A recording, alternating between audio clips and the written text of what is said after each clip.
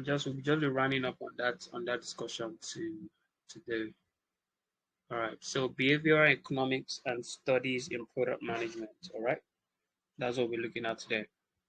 And I think this will be more like all right. This will probably be the last major conversation. Then next week we'll do a recap of all that we've talked about. We'll do a recap and go into the project. All right. So You see, that was at the go. Product management class at the online class. Product management. What they do. okay. So table of content, we're looking at choice architecture. Very interesting aspect of behavioral studies or behavioral studies. Guiding without confining. So you're literally just guiding your audience or your customer without really feeling like you're confining them. Without confining, eliciting loss aversion, the power of what's at stake, navigating decision making, heuristics, the art of simplified choices, behavioral economics, ethical navigation and conscious refinement. Behavioral economics isn't just about consumer choices. We're looking at understanding buyer behavior. We're looking at best practices for conducting buyer behavior studies. We're looking at benefit of conducting buyer behavior studies. And we're looking at challenges of buyer behavior studies. And lastly, best practice for overcoming these challenges that of buyer behavior studies as we got into that. All right.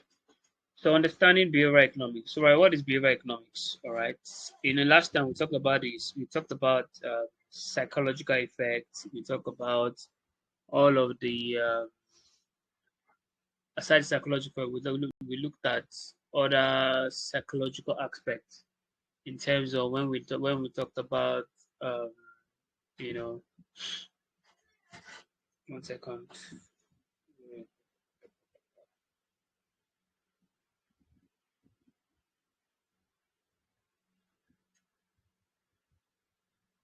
When we talked about all of the customer psychology, we looked at what I think we looked at yesterday. Let me remember. We looked at cognitive bias. We looked at emotional drivers. We looked at the social influences and things like that. So these are more psychological. But now there's something that we now call behavioral studies or behavioral economics, and that's what we'll be looking at in this class. So behavioral studies in behavioral economics in product management merges the concept of psychology, which is what we looked at yesterday, and economics. All right, to better understand how customers make decisions in practical situation. All right, so applying this concept involves a range of approaches and strategies that a product manager should have a general understanding of. All right, to maximize your product positioning. So pretty much, a behavioral economics is something that really just helps you to maximize your positioning. It helps you stand out. It helps you stay on the sweetest spot as possible that would generate so much of returns or results in terms of adoption, customer adoption, in terms of customer retention, in terms of more people, turning to your products and all of that. So first of all, we're looking at the first one, which is choice architecture, guarding without confining. All right, choice architecture is a way in which product managers can present options to influence customer decision making. All right. So now it's a way of using options to influence how people make decisions, your customer decisions. So it recognizes the way choices are framed and the context in which they are presented and can be significantly impact, and they can significantly impact decision making. All right. So by strategically designing the presentation of product or solution option, it may be possible to nudge decision making towards certain choice without removing the freedom of choice. So there's a way you can put options. We're going to look at an example. There's a way you can give your options to be pricing in a way whereby people will always move towards the particular, automatically keep moving towards the particular want, that the particular one you really wanted to buy. For example, now let me give an instance. So you have 3 products, right? One goes for $10. Um, three products of a same product but of different sizes. Um, there's a size that is 100 milliliter, or is 100 milliliter? Yeah, 100 ml goes for $10. $10 or 10K. 100 ml goes for 10K. And you have the and you have another you have two you have you have let's say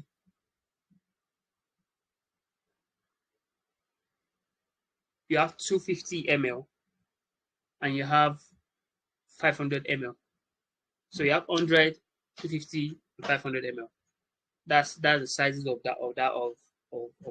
these 3 products. All right. So you said you pay 100. The 100 ml is, let's say, 10K. All right. No, let's say 10K. The 100 ml is 7K. 100 ml 7K.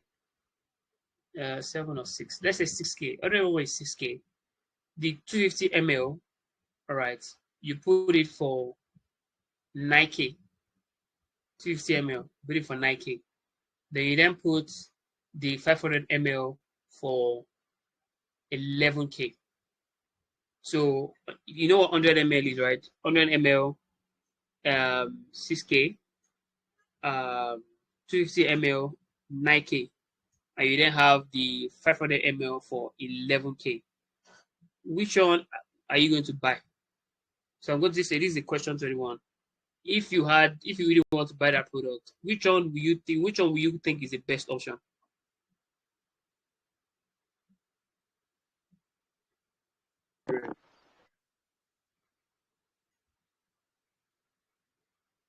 Can you guys hear me? 500 ml.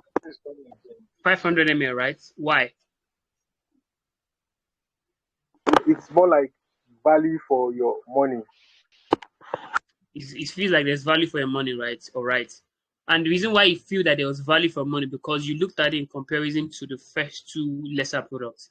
If 100 ml, the lesser one, the lowest one is 6K, and the one in the middle is 9K, and 500 ml that is the most is now 11K.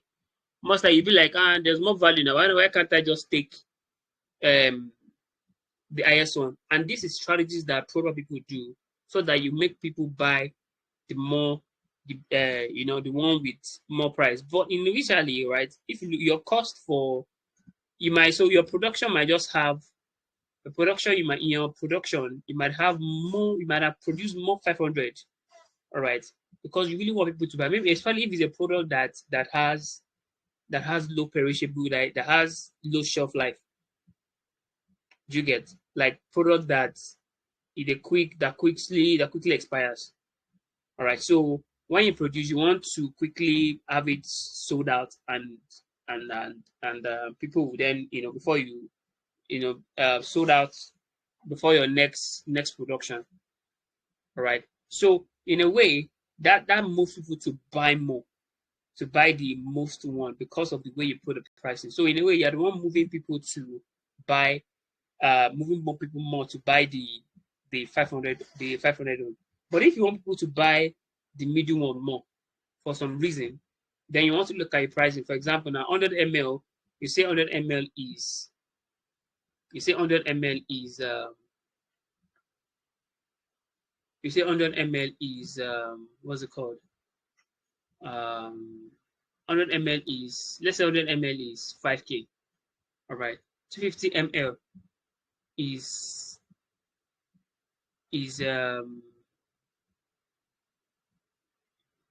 5K. 250 ml is 8K. All right, and your 500 ml is now 12K. Which one are you going to buy more? Remember, 100 ml is is 5K. 250 ml, which is times 2, is 9K. All right, and your 500 ml is how much will I call it now? Let's say 15K. Which one are you buy more? 100 ml, 5, 250 ml is 7K. Yeah, it's 7K. I said up 7K. That's about 8K. 8K, and your 500 ml is still 15K. Which one are you going to buy more? Obviously you go for the 250 because the 500 is like is more expensive. It's on the high side compared to 250 and 100. Correct. So those are things those are how you put options to make people buy the particular way you want them to buy more. Do you understand? So if you have a particular option and you really want people to buy more of this one, so there's a way you can bring your pricing, arrange your pricing in a way whereby people will buy a particular one.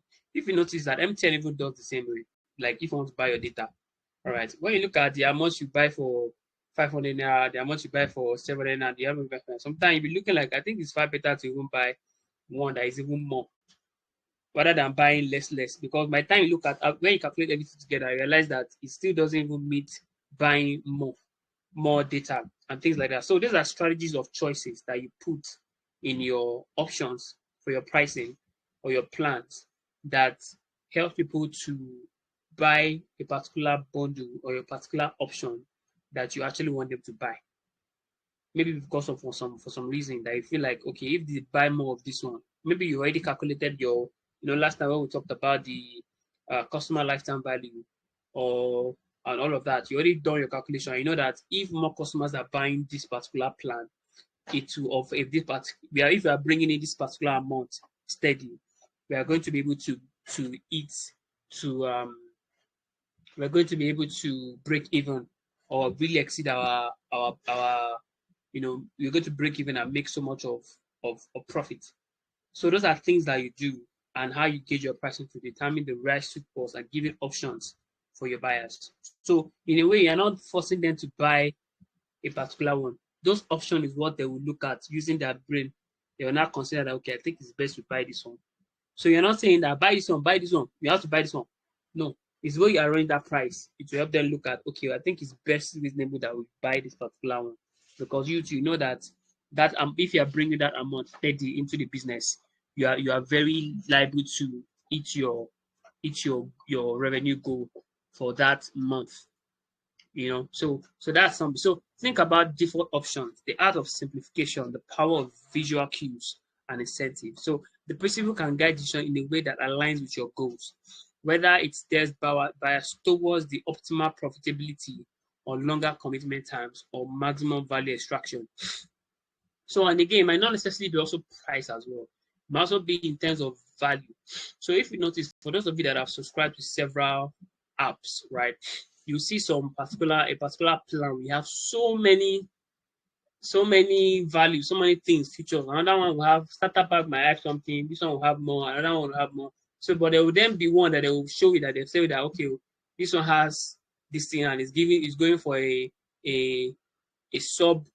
lesser price based on the compared to the rest that you say that, okay, I think it's before you buy this plan and things like that. So those are things that's what is called choice architecture. All right.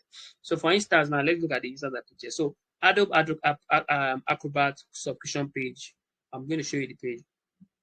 The strategy outlining for pro version with richer features, potential savings, nudges customer towards a choice that align with Adobe objectives.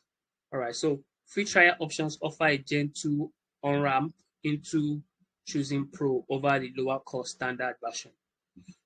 All right, so now look at this. Look at how this one guys put it. They said for Acrobat Standard, best for individuals who want basic tools to convert and edit, e-sign, protect PDF and things like that. The price is 13, 14. All right, 13, 14. All right, dollars. Then I said per month. The Pro is now telling you that best for individuals who want all in one PDF solution with advanced tools, edit, e-sign, password production. So this one, when you look at the options for the future, you see realize that this one has more features. All right. But the reason why they did like that, they actually wanted to buy that pro version more than standard. If you now look at the price, by the time you look at the value that you get and the price difference, automatically you want to buy the pro because you feel like you're saving more by buying the pro. Yeah, so these are things that product managers do to help to guide buyers to a particular price option that would best meet the objective of your product or meet the objective for your product, maybe in terms of revenue and things like that. All right. So eliciting loss aversion, the power of what's at stake. All right. So what does this mean? Eliciting loss underscores the losses packed on a stronger emotional punch than equivalent gain. All right. So underscores the losses that losses pack a stronger emotional punch than equivalent gain. Remember, I know we talked about something like this, but now we're looking at most of everything we're looking at right now is similar to what we talked about, but now we're looking at it from an economic standpoint because behavioral economics is a combination of psychology and economics. So that's still the same stuff we talked about, but from an economic standpoint. So you might still see us saying something that still feel like is similar to what we talked about in our last class. All right. So in essence, humans are wired to avoid losses rather than chase gain of a similar value. So you don't in the bid to gain more, you don't want to lose what you have. So most people rather, if in the bid to get something, all right, there's high chance that you lose the one that you already have. People rather just be on their own. And you mean that so if I try to gain this thing, I might still lose the money that I have in I better make I just do my day. So as a product manager, and this is how people are naturally wired. And as a product manager, you can use this psychology in how you influence how people associate with your product. You get. So as a product manager, understanding these biases will provide you access to a treasure trove of strategy. For example, this strategy can be harnessed in subscription model. So for example, now if your product is a subscription model app, right, where often trials period and engendered a sense of ownership, making customer more likely to continue. All right. So the fear of missing out, FOMO, also ties into loss of aversion. So you might use the strategy of fear of missing out, right? If there's a way you can put out this one in terms of even your next, the kind of maybe even your messaging, whereby you tailor it in a whereby they will be missing out a whole lot if they don't upgrade or if they do not continue their subscription and things like that. So amplifying the urgency to seize limited time offer and scarce deals. So these are things that you'll be deploying as well. All right. So for instance, now let's go an example right now. For instance, potential buyer sends the clock ticking on exclusive price or availability. They are spurred to act quickly, driven by the fear of passing on up the potential valuable opportunity. Have any of us ever experienced something like this before? Maybe you go to a marketplace or an e-commerce store or something like that, a website, an e-commerce website, and you just see a pop-up to take a particular discount, and you now see the timing, or there's a sales coming up that shows up, or it has a countdown. All right. And the amount looks so unbelievable. But because of the timer as well. So if that timer is not there, people might not be so quick to make a move towards it. Because I feel like, well, it's still there. Still there. But when there's a timer there, even if you come to that website to get something else, but you saw a particular deal that makes sense, and there's a timer there, because you don't want to lose that deal, you will act on it quickly. So using that fear of missing out is something that you can use to actually spur people to actually, engage with your product or make a purchase. Do you get it? So if you notice, a lot of app does it. They do it a lot.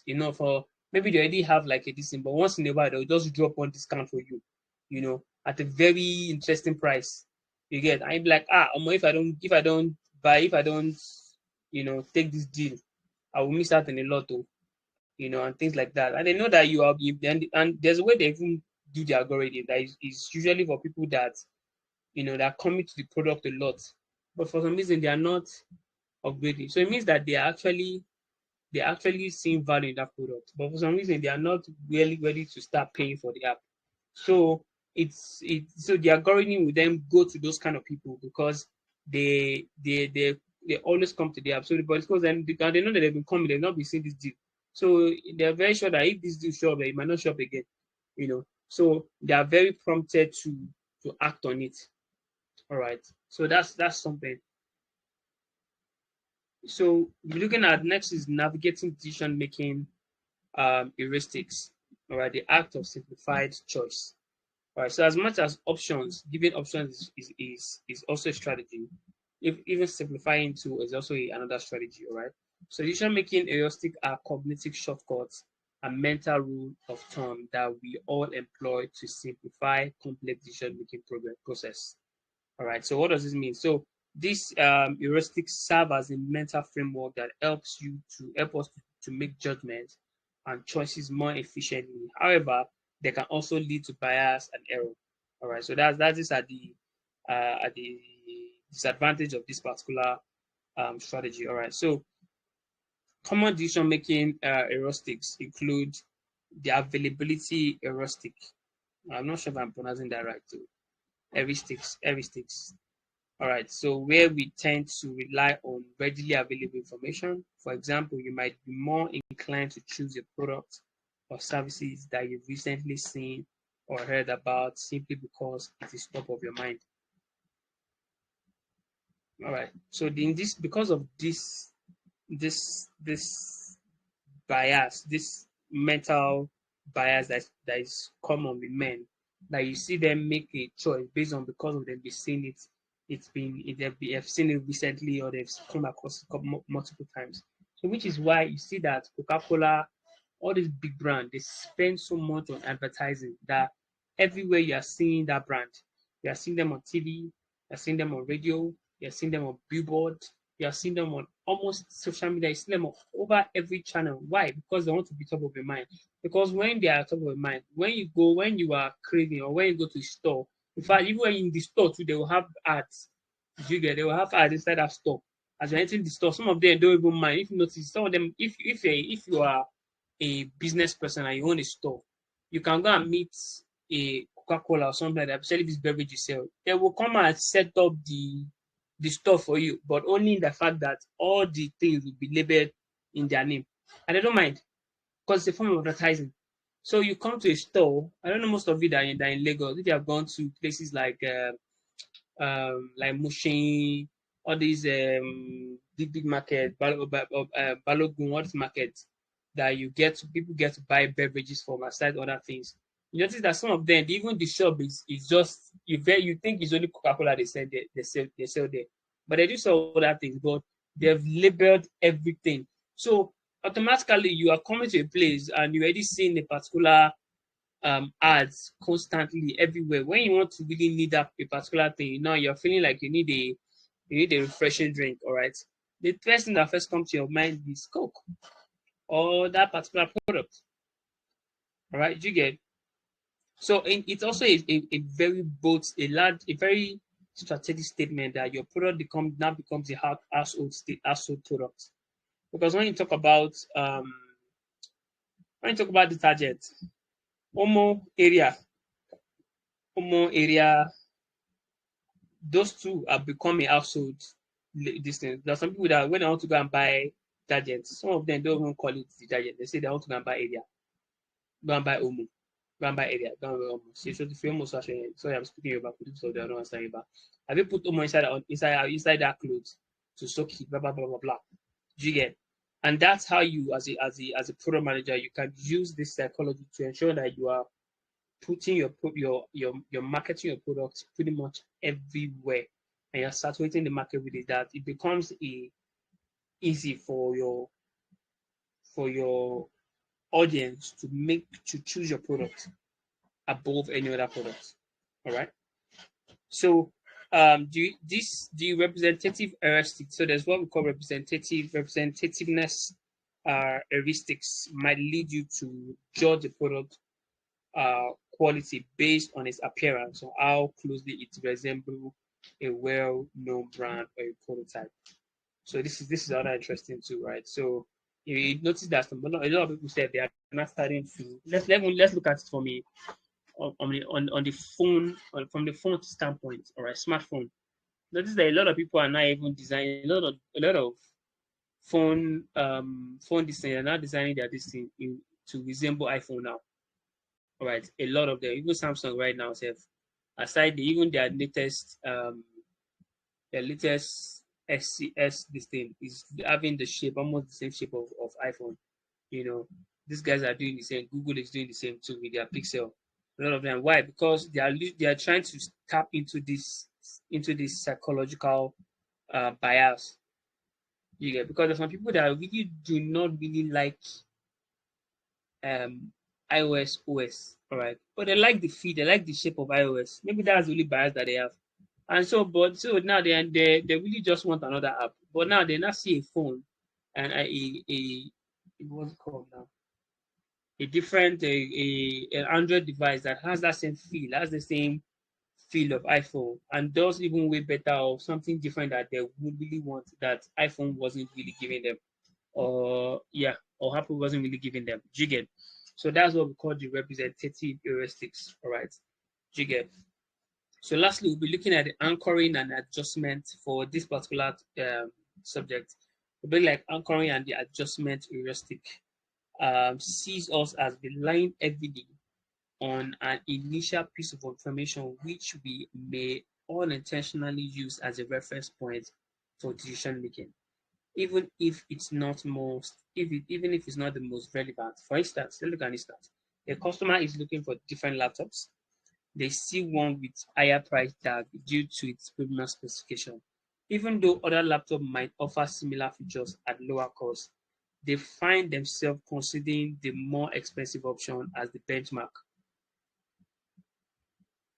Do you guys get it? So in a way, they can, let's say a particular laptop has higher specification and is expensive. You will be comparing all other laptops to that one because you feel like, well, now that this one is cheaper, does it still have the features of this other one that is expensive? Do you get? So now, you're not trying to now make options from the lesser one, but you're not using it as using that other one that is expensive, the features of the expensive one of the benchmark. So in a way, you're not start looking for, I know most of us probably does, you're not start looking for another phone that has that feature, all right, but lesser than that one that is expensive, because you feel like that one that is expensive is the feature, it has more features as well. Do you get? So these are ways that buyers think. Do you understand? And if you understand this, to help you in how you produce products that still. So if you notice now, for example, now, what's the name? Even iPhone right now. Now they have this. Is it E series or something like that? Is it E or F series? I don't know. That they are releasing as well. You get, I don't know the idea of it, but something like that too. So in a way, some people that would really be looking at that one too, I'll be looking at, okay, how does the feature, what feature does it have that compared to the flagship and things like that before they even want to start considering it and things like that. So yeah, that's what um um this particular aspect of behavioral economics talks about. So understanding the nuance of decision making heuristic can be of significant value for product managers, all right? So having this understanding is very important, right? As they can help shed light on how your customer or potential customer make decision and help explain deviation from rational to decision making, all right? So next is we're looking at ethical navigation and continuous refinement. All right. So as we navigate the intersect of as we look at this psychology and economics, we remind ourselves remain guided by ethics. All right, making sure that strategies we employ always respect customer autonomy, transparency, and fairness. This is very important. So, in as much as you're deploying something, you're doing finding safer strategy. Don't break this rule of respecting customer autonomy, transparency, and fairness. Testing and iterative strategies are also essential. Ensure that the choices we make and the tactics we use lead both to customer satisfaction and business success. All right. So behavioral economy isn't just about customer choices. One thing that you need to also understand is as well. All right. So why you focus here on as being around why our focus has been around behavioral economics, right? It isn't confined to customer choice alone, right? Its principles resonate even to B2B interactions, internal decision, negotiation. But importantly for product managers, behavioral economics provide a powerful tool set that can help you guide customer choices by mastering choice architecture, loss aversion, decision-making heuristics. You'll be able to arm yourself with tools to guide decisions for your and lead your users towards value and position your product above competitors. Awesome. So yeah, so that's literally looking at things on a from economic standpoint. This is psychology we talked about from an economic standpoint, you know. So understanding the buyer behavior. So on the you're trying to now it's we're looking at how to understand the behavior of the buyers, people that are buying, of a buyer, someone that buys. All right. Because you can actually have customers and your customers are not customers that are willing to buy. So there are people that buy and there's a way they think. There's a way they think. People that end up buying something, there's a way they think that brings them to the point where they buy something. So that's what we'll be looking at in this next phase. All right. So understanding buyers' behavior is crucial for product managers to create successful products that meet customer needs. All right. Buyers understand studies involve analyzing how. Oh my goodness! About open the attendance. One second, guys.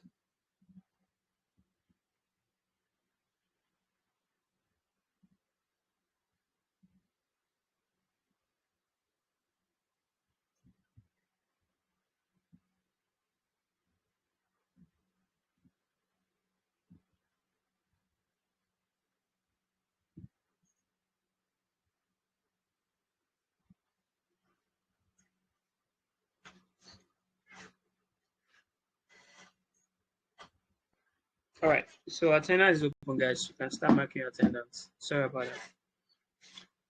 All right, so buyer behavioral studies involve analyzing how customers search for one. First of all, how they search for your products, how they evaluate it, how they purchase and interact with products and services. As a product manager, buyer behavior studies can provide invaluable insight into how target buyers' preferences, pain points, and purchasing criteria, enabling you to make strategic product decisions that resonate with your customers' needs. So you really need to understand this buyer's behavior. Okay. So conducting rigorous buyer behavior research may require a significant investment, but the insight we uncovered we pay um, dividends across your entire product lifecycle. All right. So yes, there's some couple of best practices I'll be looking at for conducting buyer behavior studies. All right. So determine the goals. All right. So what's the goal? What's the goal you're trying to achieve? Start by defining the key goals and how you use the gain insight. Do you need to validate a target audience persona, improve positioning, identify new market opportunities, or make sure that you get very specific on the decision research will inform. All right. Next line, you're looking at identifying target buyer persona. Create a detailed buyer persona that represents your key customer segments, including the demography, behavior, attitude, pain points, and motivation. Persona will help you tailor research activities and interpret the findings well. So, which is why at every get-go, you will need to have a persona for your customers and even to your target buyer personas, all right? People that you know that they have tendency to buy or the willingness to buy should have a persona for them. All right, so choose research method. All right, do you want to consider mixed qualitative and quantitative research, survey, or you want to run user testing for qualitative insights into perception, feelings, needs. You want to run competitive analysis and market data analysis. All right, anyone you want to do. So next is create a research plan. All right, research plan is where you're highlighting the objective, the timeline, the budget, the resource needs, and the team members' role and responsibilities. Very important. So you're looking at gathering quantitative data. For example, you're looking at survey, poll, web analytics, and other methods to gather statistics on your product's customer purchasing history, product usage, demographic, brand preference, and other behaviors of your customers. All right. Next, we're looking at qualitative insights. So qualitative insights are things that you get from interviews, from focus group, from user testing session, and this provide nuanced contextual insights that qualitative data lacks and captures feedback, opinion, attitude, and anecdotes. Oh yeah, now so next one you then have to then go on to then analyze and interpret your findings. All right, so you're looking what you're looking for the strengths. All right, so you're looking for trends. We already talked about the initial one talked about all of this means whether quantitative or qualitative, quantitative or qualitative, and this is things that you need to run. You see that it's similar to user research, but the users are your buyers. But now it's just giving context to the users. These users are not buyers, so you're not looking at it from a buyer standpoint of your users. So it's still the same approach. But now, what are you not looking to uncover in this research? That's what we're looking at here. Do you get? So next, you are looking at present findings. So you create presentation, report, data visualization to summarize key takeaways, tailor for different audience from executives to engineers. This is very important. Most people don't have to do this in presentation. You just create your presentation across board for everybody, like everyone thinks the same way, right? Or make decision the same way. So make recommendation clearly. So if in this way, you are clearly stating how your research findings should influence product design, features, messaging, pricing, and other elements across your customer journey to deliver greater value. All right. So this is very important. So what's the benefit of conducting this buyer behavior studies? All right. Like I said, guys, it's pretty much the same approach to conducting user research, but context-wise, it is on the focus of buyers, to understand your buyers, people that will buy. All right. So benefits of conducting buyer behavior studies. We're looking at thorough research, or your buyers should mostly provide value across your organization. So one thing you're looking at benefit is reduced risk. So in this area, you're able to validate product market fit and demand for new offerings through early customer research and avoid missteps. What you're also getting is informed positioning, right? Discover the messaging that resonates with your persona based on attitude, value, and pinpoints. So next, you are refining messaging, crafting compelling messaging content, informed directly by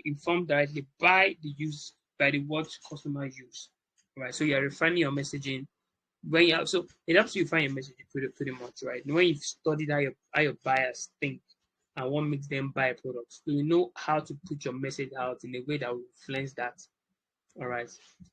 Enhanced market, right? Identify the most effective marketing channels and content formats for each audience. Very, very important.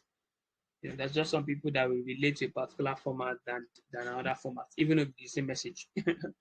That's something that is also applicable in this world that we are. Right. Improve product design. Learn exactly what features customers want to prioritize.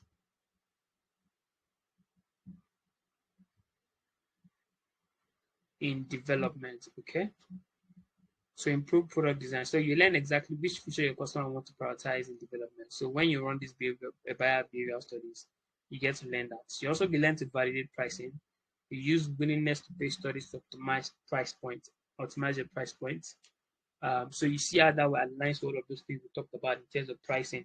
So when you want when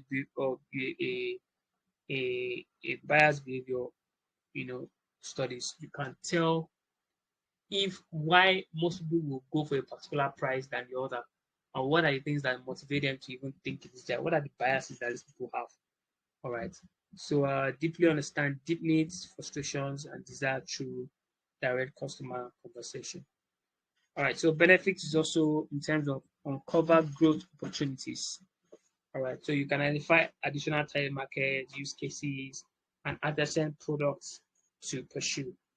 All right. So next we're looking at track um, market trends. Stay ahead of competitors by monitoring shifts in buyer preference and technology. Okay. So reduce customer churn. You guys already know what I mean. So meet expectations and enhance satisfaction through superior customer understanding.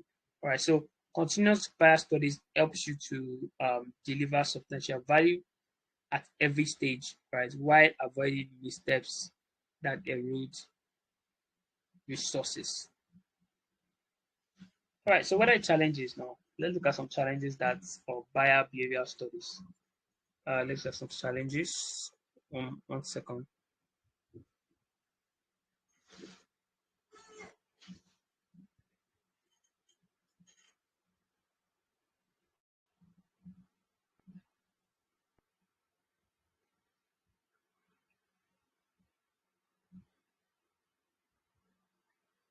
All right. So we'll be looking at 1 second. All right. So challenges is that you experience when running buyer behavioral studies. I don't know, maybe I should give you guys an assignment on this so that you really get into context, because of course you guys did your user research, but we might look at something in this aspect again. And I'll look into something that you guys can do. Like by the time you work on it, you will help you understand what we're talking about much better. All right. Significant investment. So research takes a considerable budget and months of work. So seek maximum ROI. All right. So maybe there's just so much uh, investment into it. Data gathering difficulties. All right. So low survey response rate, incomplete response, inaccurate answers. So these are things you can experience. Customers can't articulate their needs well, so buyers often struggle to express future wants and observe. All right, so analytical changes. So large data sets require robust analysis skills to uncover this insight. So you have to do this in this part. You have to define and want to serve using your analytical tools to resolve all these issues. All right, incorporating insights. Resistance from stakeholders hesitate to act on findings. So this one is on your maybe your company issue or your stakeholders. They are not really responding or acting on your findings and things like that. So it's so beyond you. So ongoing needs. So buyer behaviors involve. So don't rely on outdated data. All right. People might today say they want something, tomorrow they're wanting something else. So you often always don't rely on what they said last. Always look at what they are currently asking for, because that's the direction the market is going. All right. So privacy concerns. All right. Collect personal data, raise regulatory or ethical issues. So be careful of the kind of data you are collecting from your customers, or you should be able to provide a particular legal contract that states what you're using their data to do, so that anything outside of that, you are liable to be sued or to be sued by your customer. All right, that's if they uncover that is what you're using with their data. Identifying trends, separate lasting customer shift from temporary fads. All right, separate lasting customer shift from temporary fads. So when you see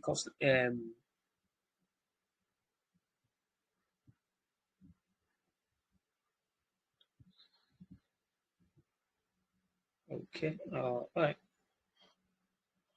All right, okay. So anticipating disruptions. So new technology can rapidly alter behaviors.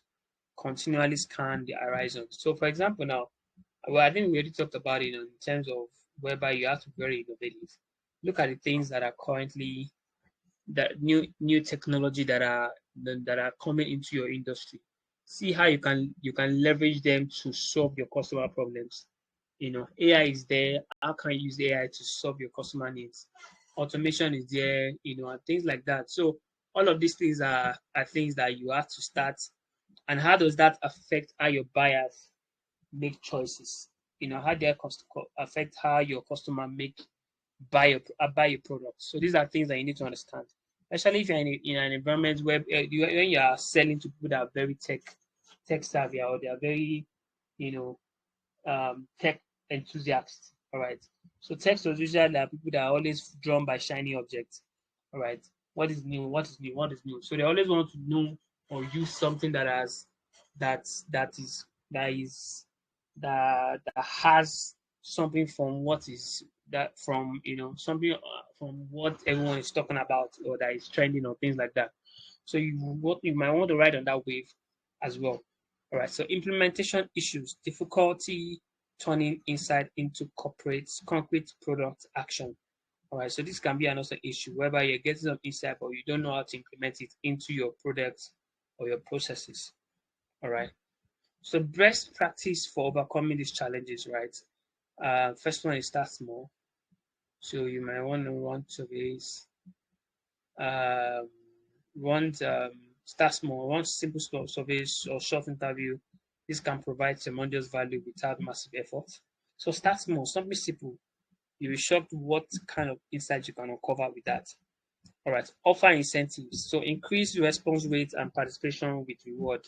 So even if it's as low as giving your users airtime, or yes, airtime or something, or a certain percentage in their next subscription or something like that. All right. So these are things that will help people participate in your research. All right. Observe behavior. Watch what people do, not just what they say they do. So I want to. I remember when during my one time I was working for a company. We had a particular app where we can see how people are using the app. So we can log on to someone's session and see how they move across the app from beginning to the end. So if you go to some app and you think people don't know what you're doing on the app, or don't know what you're clicking, bro, you're kidding them. All right, they can literally see what you're searching for, what you're clicking, and things like that.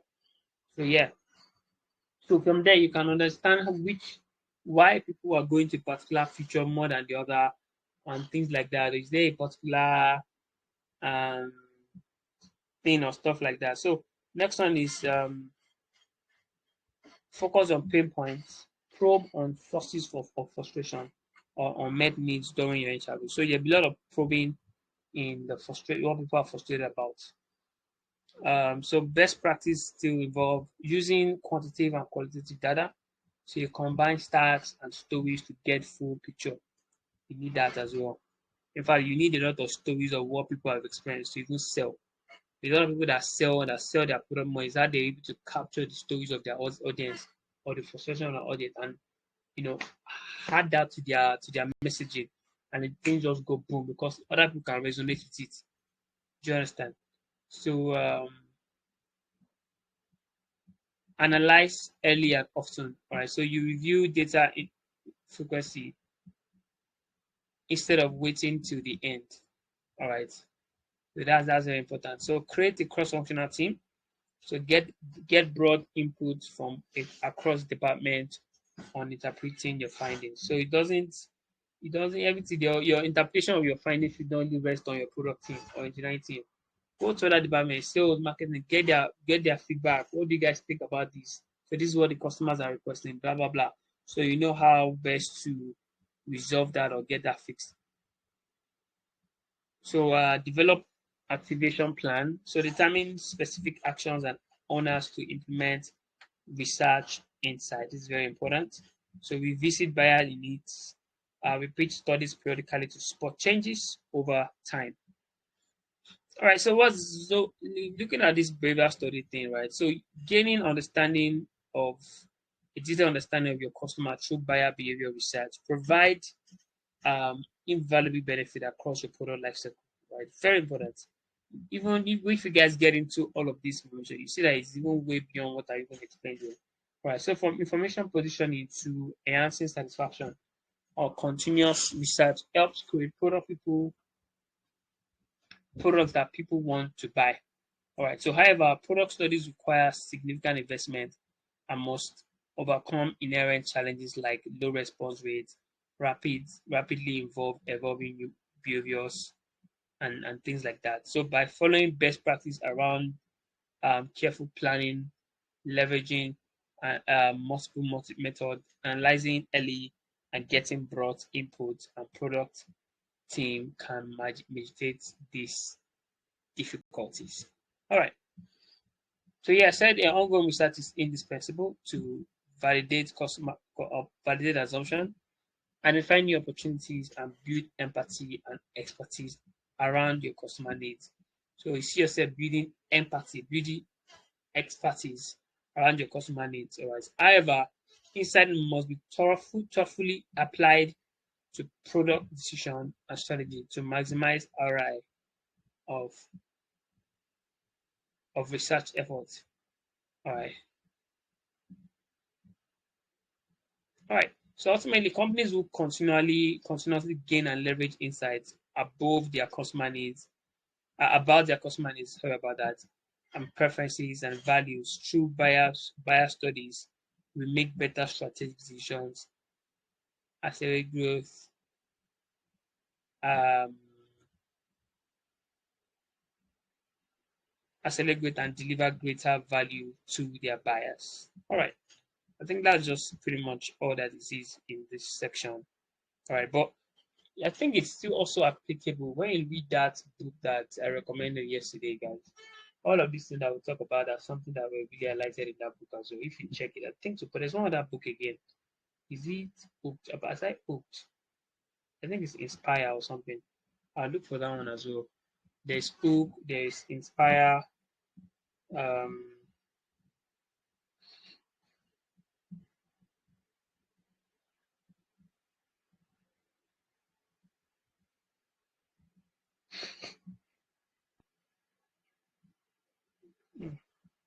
find the book. Where is Inspire? I'll find the name of that book anyway. Something related to Hooked. In product management. All right. So any question based on what we've talked about, guys?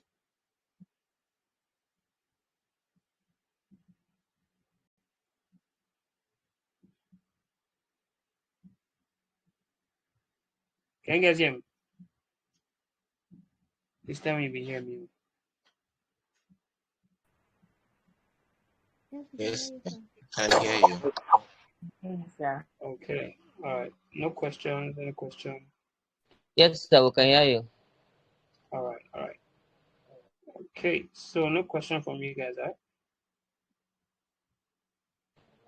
All right, sir. I don't know if I'm permitted to ask question from that of yesterday. I don't know. All right. Go on. Let's have All right. Thank you very much, sir. I wanted to ask the question yesterday, but due to network breakdown, I could not proceed. So, the issue is that, for instance, we have a product, and then that product is supposed to be on the market based on purchase. It's supposed to be on market based on purchase, and then let's say we just sold it out to one or two persons, and then all of a sudden, the product is all over the market. So I was like, how can somebody control that kind of situation? And I want to use I don't know if it is okay if I can use the MS Word as for example. So thank you. Hello, sir. Did you get my question? I didn't get your question. Repeat again, please. All right. I was Okay. saying that let's say for instance hello, can you hear me? Yeah, I can hear you now. Go on. All right. I was saying let's say for instance we have a product in the market, and the product is supposed to be in the market based on a purchase. Like the users have to buy the product before they can get access to it. And let's say we sold it to just few persons, and then after a little time, the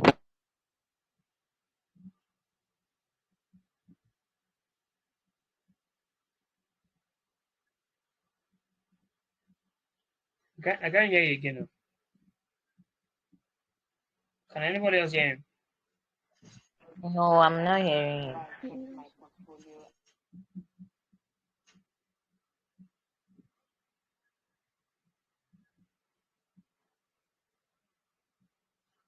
Are you still there? Probably is his network or something.